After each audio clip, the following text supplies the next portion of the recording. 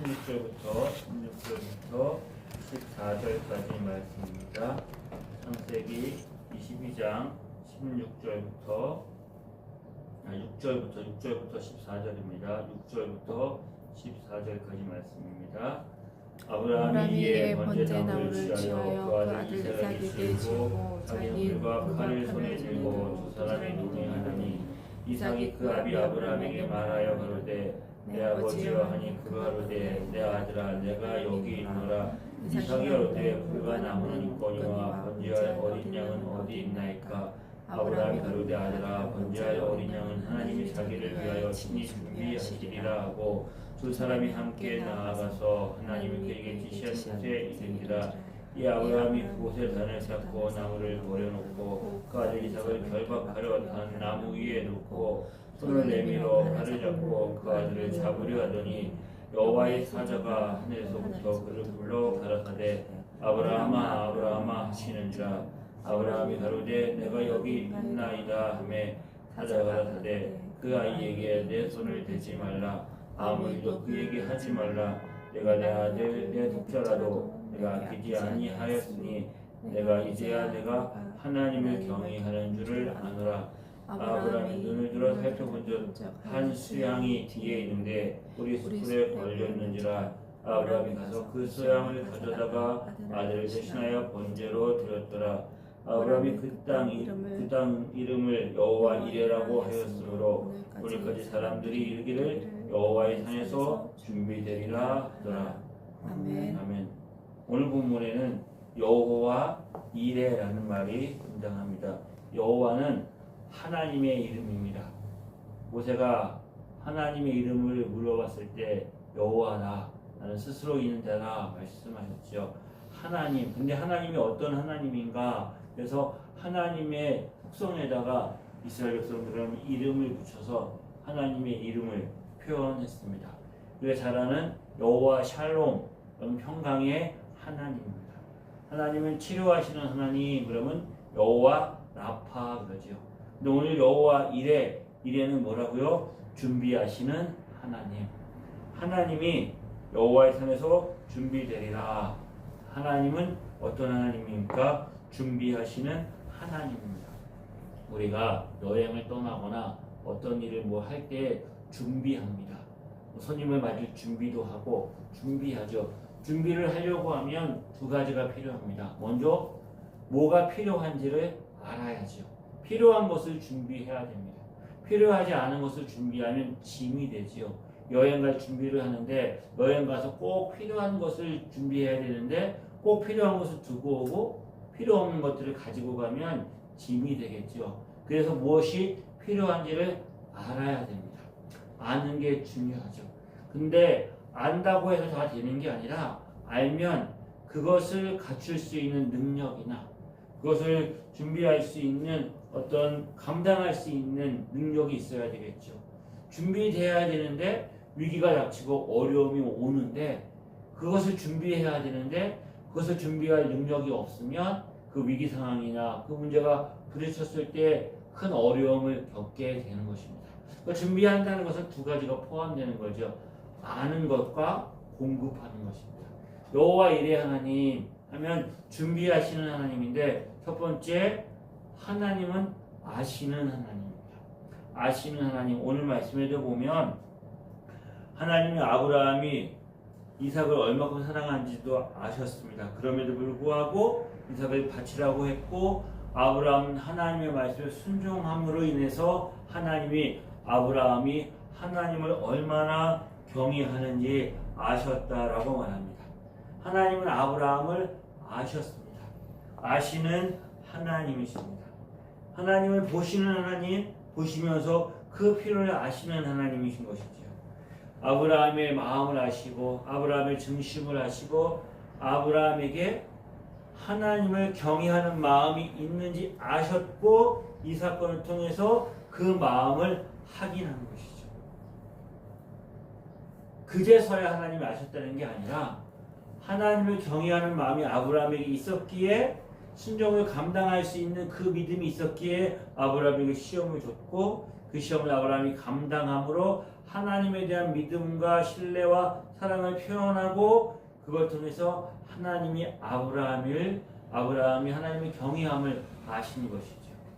그런데 아브라함에게는 그 마음의 중심뿐만 아니라 현실적인 필요도 있었어요. 우리의 삶에 하나님 내 마음 아세요. 내가 얼마만큼 하나님을 사랑하는지, 하나님을 믿음으로 의지하는지, 하나님을 내가 경외하는지 하나님 내 마음 아시죠? 라고 중요한 것이 아니라 우리에게 뭐가 있습니까? 현실적인 필요가 있는 거예요. 현실적인 필요, 이 땅을 육신을 가지고 한계가 있는 우리 인생을 살다 보니까 늘 우리의 삶에는 현실적인 필요가 있습니다. 정서적인 필요뿐만 아니라 물질적인 필요도 있고 또 사람과의 관계 속에서 어려워지는 필요도 있고 또 우리의 삶에서 우리가 일을 하다 보면 직장이나 가정에서 우리가 어떤 일을 하다 보면 우리의 삶에 필요한 것들이 있죠. 현실적인 필요가 매일매일 삶 속에서 있는 거죠. 아브라함에게도 현실적인 필요가 있습니다. 아브라함이 이 산에 뭐하러 올라갔어요? 하나님께서 아브라함의 그 독자 사랑하는 이삭을 번제로 드리라고 했잖아요. 그래서 제단을 다 만들어 놓습니다.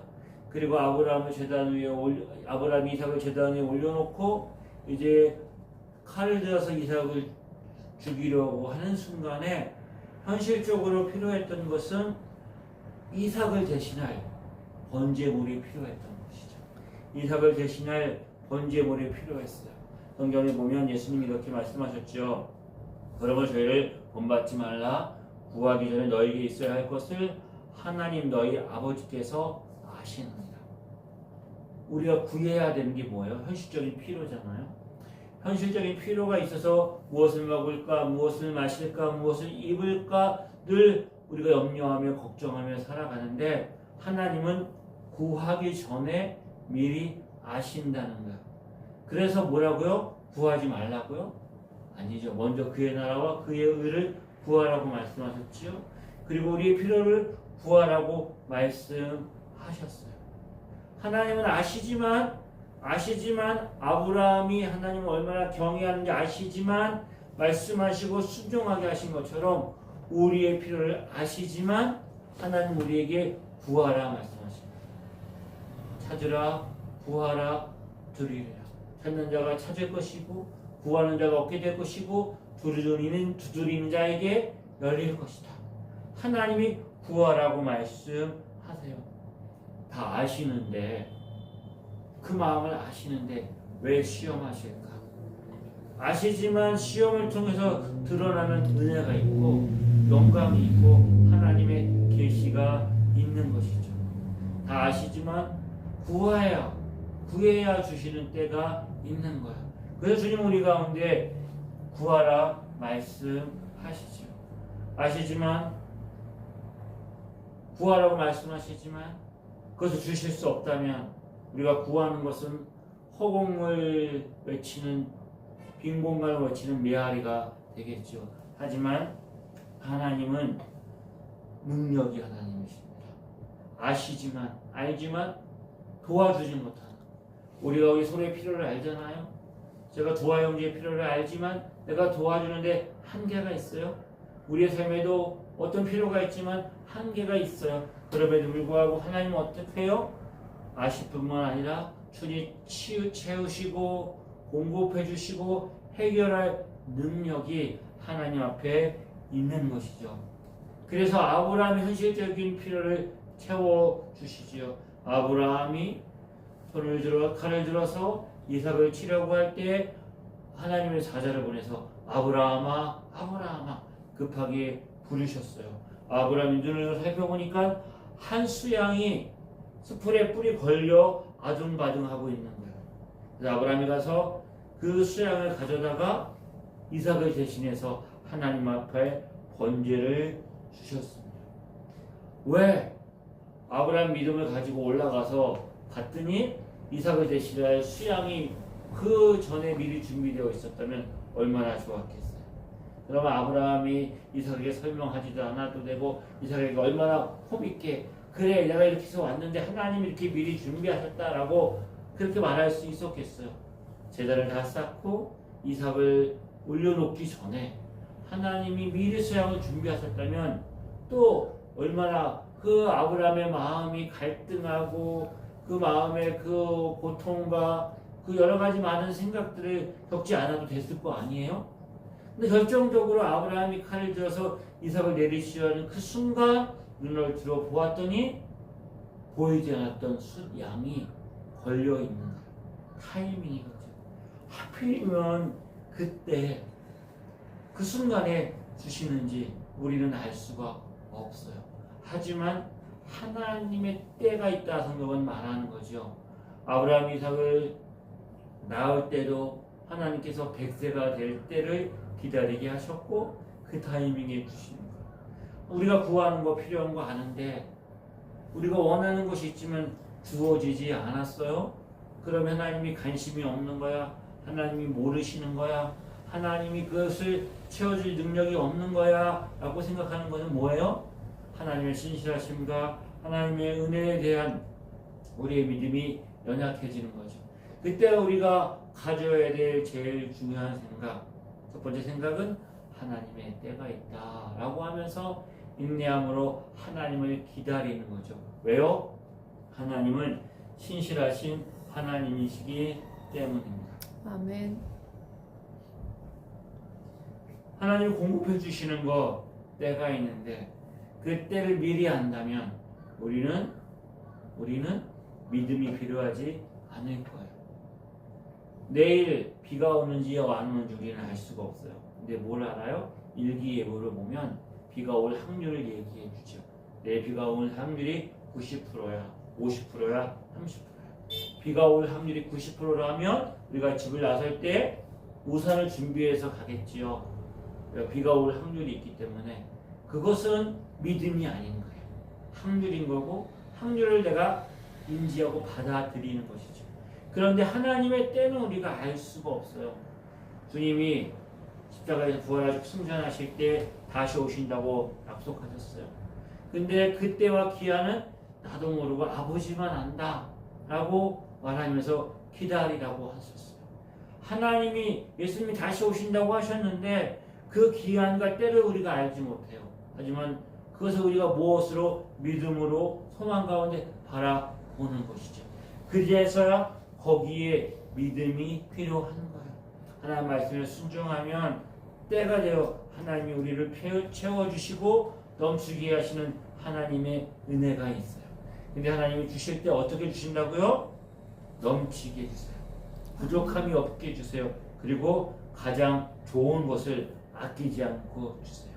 가장 좋은 것을 가장 정확한 때에 주시는 하나님이세요. 그 과정을 통해서 우리의 능력이시고 우리의 방패가 되시고 우리의 소망이신 하나님을 우리가 알고 믿게 되는 것이죠.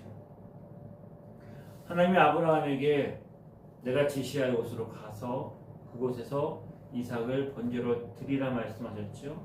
근데 그곳은 어디입니까? 아브라함이 살고 있는 부엘세바에서 걸어서 3일길 되는 곳이었어요. 모리아 산이지요. 지금 예루살렘이에요. 예루살렘. 모리아 산에 가라고 말씀하십니다. 왜 많은 산들이 있는데 하필이면 이 모리아 산으로 가서 이삭을 번제로 드리라고 했을까? 아브라함은 믿음의 조상이고 아브라함을 통해서 모든 열방이 하나님을 알고 그들이 믿게 되어지는 믿음의 조상으로 불렀기 때문에 하나님이 아브라함과 이삭을 통해서 주시고자 하는 메시지는 단순히 아브라함과 이삭이 한 역사 속의 인물이야. 성경에 보면 아니 세계 역사에 보면 수많은 인물들이 등장을 하잖아요. 많은 왕들이 등장하고 많은 왕자들이 등장하고 세계사 속에 수많은 일들이 일어났어요. 근데 그 역사를 통해서 교훈을 받을 수 있지만 그것이 내 삶에 결정적으로 미치는 영향력은 없는 거예요. 그런데 이 사건이 성경에 기록되어졌고 이 사건을 통해서 우리에게 주시는 결정적인 메시지는 이 사건을 통해서 보여주는 은혜가 저와 여러분을 오늘 이곳에 있게 하는 거예요. 자, 모리아산이 첫 번째 등장하는 영적으로 등장하는 장면은 다윗의 때입니다. 다윗의 때에 다윗이 금 600세겔을 주고 오른 안에 있는 그 타작마당을 삽니다. 그리고 거기다가 번제와 한목제를 드려요. 그랬더니 하나님이 불을 내려서 응답하셔요. 왜 이런 일을 했느냐? 아브라함이 이제 하나님의 은혜로 인하여서 그곳에 하나님이 주시는 하나님의 평강이 임하는 거예요. 가는 곳마다 승리하죠. 전쟁에서 승리하고, 그래서 다윗을 대적할 왕이 없었어요. 다윗을 대적할 왕이 없었기에 다윗은 태평성대를 이룹니다. 그리고 나니까 어떡합니까? 사단이 그 마음 고통에서 뭘 하게 돼요? 백성의 숫자를 세기 시작합니다. 성경의 율법에 백성의 숫자를 계산하지 말라고 합니다. 왜 숫자를 셌을까요? 두 가지죠. 그 숫자를 세움으로 인해서 세금을 얼마나 거둘 수 있느냐, 이게 중요하잖아요. 또 하나는 전쟁에 나가서 싸울 수 있는 군대의 수가 얼마나 되느냐를 알고 싶어 하는 것이죠. 자신의 부와 군사력을 알고 자랑하고 의지하고 싶어 하는 거예요. 그래서 하나님이 그 이스라엘 땅에 큰 화를 내리시게 되는 것이죠. 역병을 주고 그 역병을 통해서 수많은 사람들이 죽어가자, 그때 회개하고 돌이켰을 때 하나님께서 다윗에게 그 타작마당, 오르난의 타작마당을 사서 내가 번제로 드리라고 했는데, 그 타작마당이 바로 아브라함이 이삭을 하나님 앞에 번제로 드리려고 했던 모리아 산이었던 것입니다. 또 하나, 그 타작마당이 뭐가 돼요? 나중에 솔로몬이 하나님 앞에 성전을 짓는데 어디에다 짓는 거예요? 그 오르간의 타작마당 위에다가 성전을 짓는 거예요. 성전이 대신 하나님의 영광이 임재하는 그곳, 하나님의 임재가 너희 가운데 하나님이 함께 하신다고 말씀하셨던 성전이 되었지요. 그리고 결정적으로 이 성전에 있는 그 산에 예수님이 십자가에서 돌아가신 골고다 언덕이 그 산에 있는 거예요. 그러니까 다윗이 하나님 앞에 번제로 드렸을 때는 그것을 통해서 번제로 드렸을 때 거기서 번제를 드렸을 때는 그 번제를 드린 것이 하나님의 재앙이 멈추는 속죄돼. 죄가 속죄되어지는, 아브라함의 죄가, 다윗의 죄가 속죄되어지는 속죄고 은혜의 장소였던 것이죠. 하나님의 진노가 속죄되어지는 속죄의 장소에 솔로몬이 성전을 짓고, 그 성전 위에 어떻게 된다고요? 예수님이 십자가에 죽으심으로 우리를 구원하시는 구원의 장소가 된 것이에요. 해골산, 골고다 언덕, 그것이 바로 하나님이 우리를 속죄하시는 속죄의 예수 그리스도 위에 십자가의 죽으심으로 말미암아 우리를 구원하시는 은혜의 자리. 그러니까 그냥 많은 산 중에 그 산이 적당하니까 그 산을 지정한 것이 아니라, 하나님이 아브라함에게 이삭을 주신 것도, 100세가 되었을 때 이삭을 주신 것도, 그리고 장성한 아들 이삭을 바치라고 한 것도 다 뭘 우리에게 보여주기 위해서, 우리를 구원하기 위해서 예수님이 이 땅에 오실 것인데, 예수님을 통해서 우리를 구원하시는 하나님의 복음의 핵심을 이 사건을 통해서 보여주는 거예요. 그리고 구약은 뭐예요? 마치 우리가 외국 영화를 보면 화면이 나옵니다. 화면을 보면서 그 사건을 우리가 시청각적으로 보는 거예요.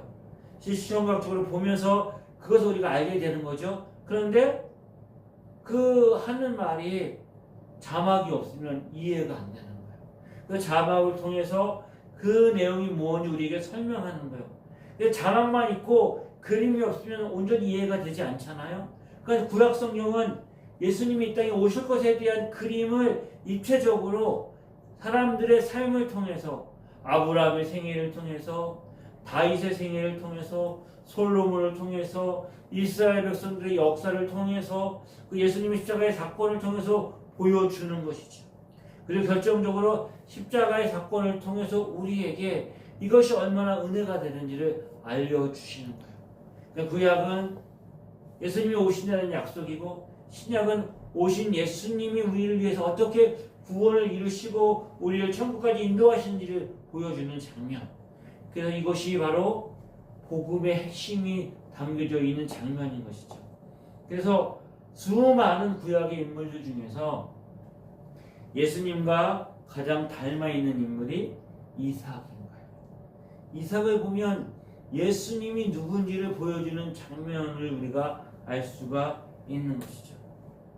아브라함은 사랑하는 이삭을 아낌없이 번제로 드렸어요. 하나님은 십자가에서 하나님이 사랑하신 독생자 예수 그리스도를 아낌없이 내어 주셨어요. 죄 없으신 예수 그리스도께서 기꺼이 내어 주심으로 인하여서 우리를 향한 하나님의 사랑을 보여 주시는 것이에요. 하나님 자기 아들을 아끼지 아니하시고 모든 사람을 위하여 내어 주셨어요. 자기 아들을 내어 주신 그 하나님의 사랑이 우리와 함께 하고 있는 것이죠. 아브라함은 하나님의 말씀을 받아들이고 그 약속의 말씀에 그 믿음으로 순종함으로 아낌없이 그 아들을 드린 것이죠. 백세에 낳은 아들, 20년 동안 고이 장성한 그 아들을 자신의 손으로 번제로 드린다는 것은 상상할 수 없지만 그 마음의 고난과 고통과 아픔을 견디면서 순종함으로 하나님의 영광을 드러내신 것처럼 예수 그리스도께서 우리를 구원하기 위해서 이 땅에 오심으로 그가 무엇이었어요? 순종함으로 고난으로 순종함으로 하나님을 그 하나님의 은혜가 무엇인지를 배움으로 우리에게 온전한 우리의 구원자가 되신 것이 우리 아픔과 우리의 고통과 우리의 슬픔과 그것을 모르시는 분이 아니라 온몸으로 체험하심으로 우리와 한 몸이 되신 예수 그리스도 그는 십자가에서 순종하심으로 한 사람이 순종하심으로 말미암아 우리에게 구원의 영광이 임하게 되신 것이죠. 또한 이 사건을 통해서 우리에게 무엇을 보여주시는 거예요? 제물은 이삭이었어요. 이삭이 제물로 드려졌어야 해요. 그런데 이삭을 대신해서 숫 양이 대신 제물로 드려지죠. 이것이 나중에 구약 성경의 제사가 되는 거죠. 우리가 죄를 지으면 구약에 보면 그들이 이제 소나 양이나 비둘기나 가지고 와서 그 제물에게 기도하죠. 근데 제가 이 양에게 전가되어지는 거예요. 그러면서 제사장이 양을 잡아서 피를 흘리고 번제를 드리는 거죠. 대속제사죠. 대속제물로 인하여서 내가 죄인인데 내가 죽어야 되는데 죄의 삭은 사망이기에 피 흘림이 없으면 제사함이 없어서 내가 들어줘야 되는데 양이 대신 죽음으로 내 죄가 속죄되어지는 거잖아요. 그런데 이삭을 대신해서 양이 드려졌는데 우리가 죽어야 되는 우리의 죄값 대신해서 예수님이 십자가에서 죽으심으로 우리의 구원이 이루어진 것이죠. 베드로전서 3장에 그리스도께서 한번 죄를 위하여 죽으사 의인으로 불의한 자를 대신하셨으니 이는 우리를 하나님 앞으로 인도하려 하심이라.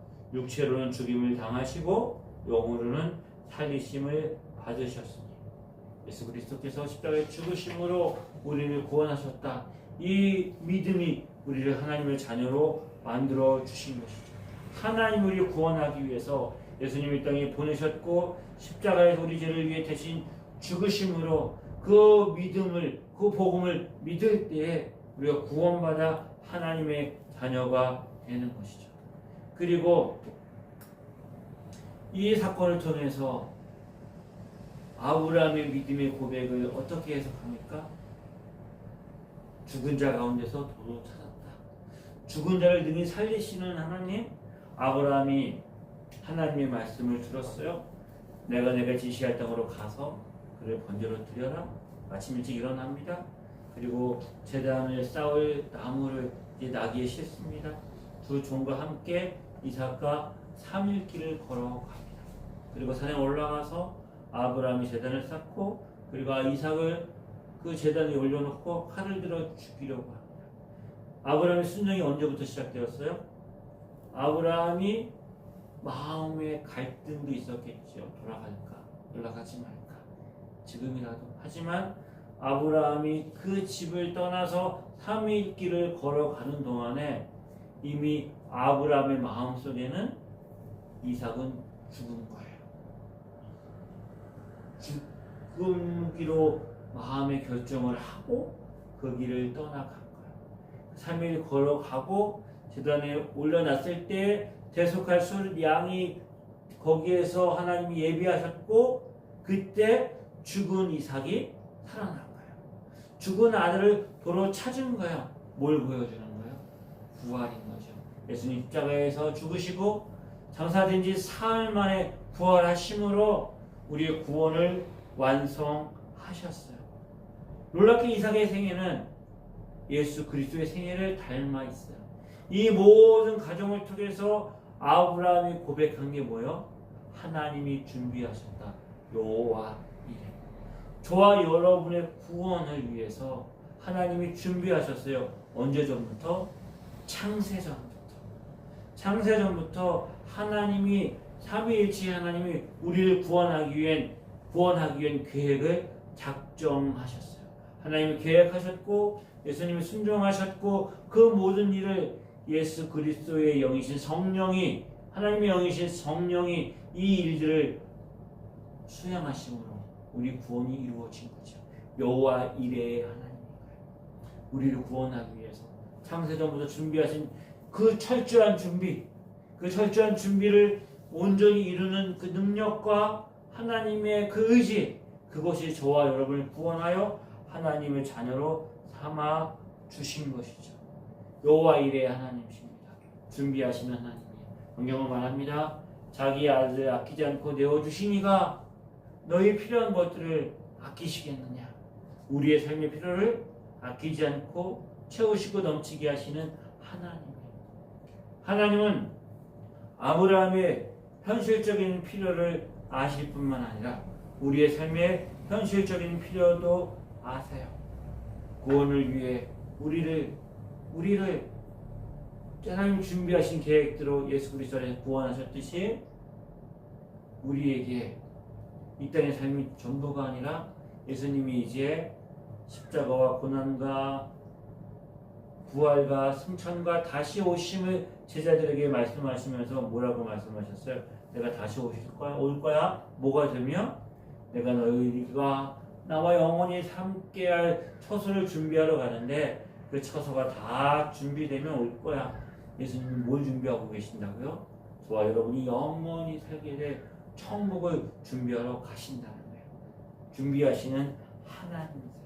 우리의 모든 것을 다 아시는 하나님, 또한 이 땅을 살아가면서 우리가 얼마나 많은 연약함이 있습니까? 한계가 있습니까? 우리의 삶이 뒤로 물러서기도 하고 우리 믿음이 연약해서 넘어지기도 하고 걱정과 근심과 염려가 있어서 우리가 불안과 두려움에 살아가잖아요. 이 모든 것들을 아시기에 우리의 삶을 절대로 흔들 수 없는 반석 위에 세워놓으셨는데 십자가의 반석뿐만 아니라 성령님을 우리에게 주심으로 영원히 떠나지 아니하는 성령님이 우리 안에 오셔서 우리가 무엇을 구해야 될지 모를 때도 말할 수 없는 탄식으로 우리를 위해서 기도하시며 우리의 중보자가 되시고 보혜사가 되시는 성령님을 준비하셔서 옷을 연 마가의 다락방에 성령이 부어주시고 우리가 믿을 때 성령을 받음으로 하나님의 자녀로 거듭나는 놀라운 믿음의 고백을 하게 하십니다. 이보다 더 얼마나 철저하게 우리의 삶을 준비하실 수 있을까? 우리가 자녀가 태어나면 자녀를 위해서 많은 걸 준비하죠. 많은 걸 준비하고 계획하죠. 하지만 우리의 준비는 한계가 있고 때로 너무 많이 준비해서 자녀에게 손해와 해를 끼칠 수도 있어요. 하지만 하나님은 그런 분이 아니시잖아요. 철저하게 모든 것을 완벽하게 준비하시는 그 하나님, 이 믿음의 고백이 여호와의 이레라는 고백 속에 담겨 있는 것처럼 저와 여러분도 이 여호와의 이레의 하나님을 믿음으로 의지하면서 걱정과 염려와 두려움과 의심과 불안 속에 떨지 말고 순종함으로 나가면서 하나님의 때에 우리를 채워주시는 하나님을 누리고 경험하고 그렇게 믿음으로 살아가는 복된 은혜가 저와 여러분에게 있기를 주의 이름으로 축복합니다. 기도하시겠습니다. 참 좋으신 하나님 아버지 감사합니다.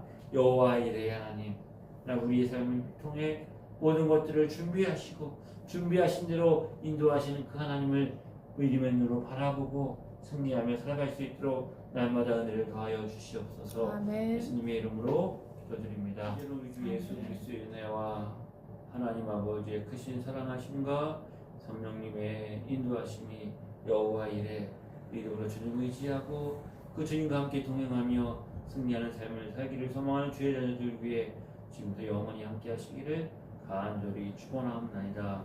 아멘.